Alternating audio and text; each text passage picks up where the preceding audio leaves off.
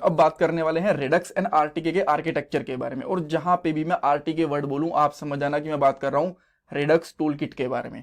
Short form है तो बोलने में थोड़ी इजी रहती है, इसलिए मैं इसका यूज ज्यादा करता हूं। पॉइंट्स की बात कर लेते हैं। सबसे पहले मैं आपको ये बताऊंगा रिडक्स के मेन कंपोनेंट्स कौन से हैं, और यहाँ पे मैं किसी फंक्शनल या क्लास बेस्ड कंपोनेंट की बात नहीं करने वाला। यहाँ पे कंपोनेंट से मेरा मतलब है कि रिडक्स के मेजर पार्ट्स, मेन पार्ट्स कौन से होते हैं उनके बारे में आपको बताऊंगा। आफ्टर दैट हम लोग बात करेंगे रिडक्स एंड आरटीके के फ्लो के बारे में।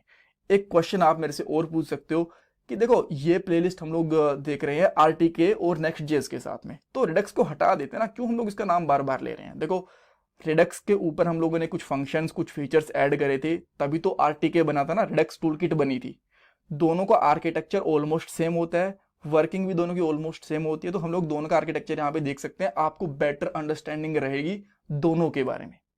जब हम लोग इंप्लीमेंटेशन करेंगे तो वो आरटीके के साथ होगी, तो उसके अंदर आपको रिडक्स का कोई भी पार्ट देखने को नहीं मिलेगा। अब दोनों का फ्लो आर्किटेक्चर वगैरह सेम है, तो दोनों के बारे में पढ़ लेते हैं, कुछ ज्यादा फर्क पड़ने वाला नहीं है, ठीक है।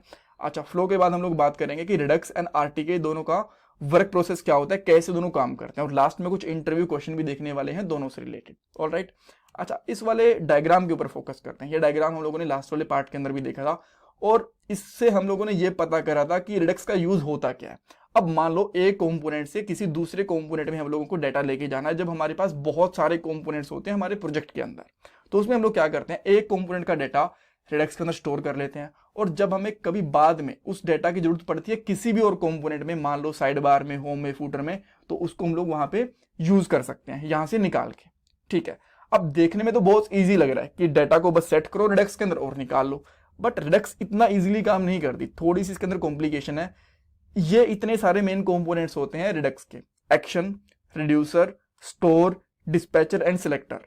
अगेन मैं एक बार आपको फिर से याद दिलवा देता हूं, मैं यहाँ पे जब कंपोनेंट वर्ड यूज कर रहा हूं तो इसका मतलब होता है कि रिडक्स की मेन चीजें, मेन पॉइंट्स कौन से होते हैं, class base, functional, high order component, इनसे मेरा मतलब नहीं है यहाँ पे, ठीक है। तो कौन से मेन कंपोनेंट्स होते हैं, action, reducer, store, dispatcher and selector. एक एक का यूज मैं अभी के लिए बता दूंगा। इवन हर किसी के ऊपर अलग से वीडियो भी आने वाली है आने वाले टाइम के अंदर, बिकॉज इन्हीं से मिलकर रिडक्स बना हुआ है।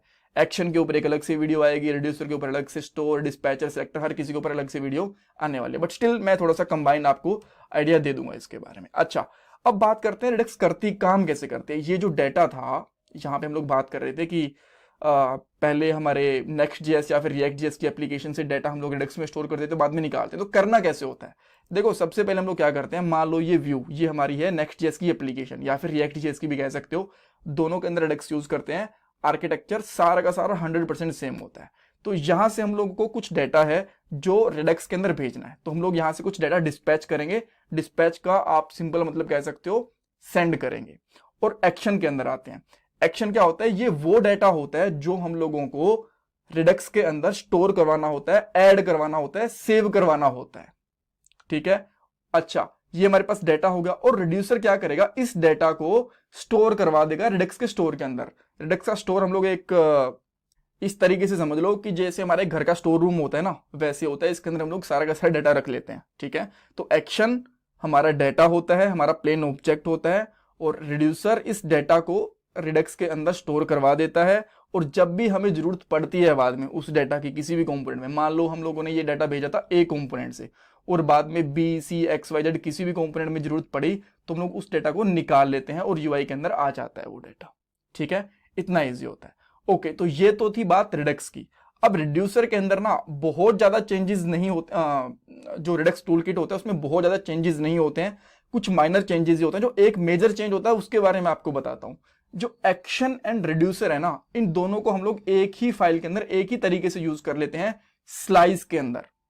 जब हम लोग वर्ड बोलते हैं स्लाइस, उसका मतलब होता है एक्शन प्लस रिड्यूसर।